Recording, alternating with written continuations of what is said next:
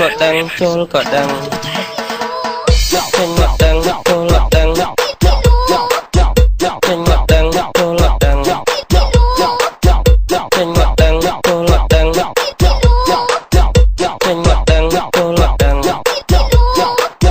trên mặt đằng chôn mặt đằng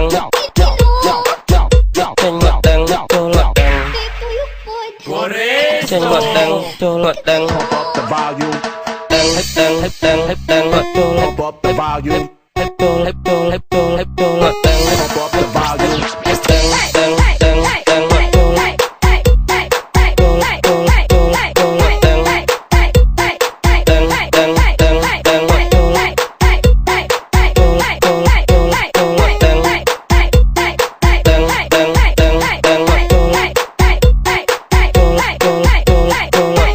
DJ Dead Remix ស្វែងរកធัวកើតឡើងដោយធัวធ្វើអីធ្វើនឹងធัวចេញក៏ដឹងចូលក៏ដឹងដឹងថាខាងមុខមានតុកបើមិនកន្លងដួលកាប់មុខ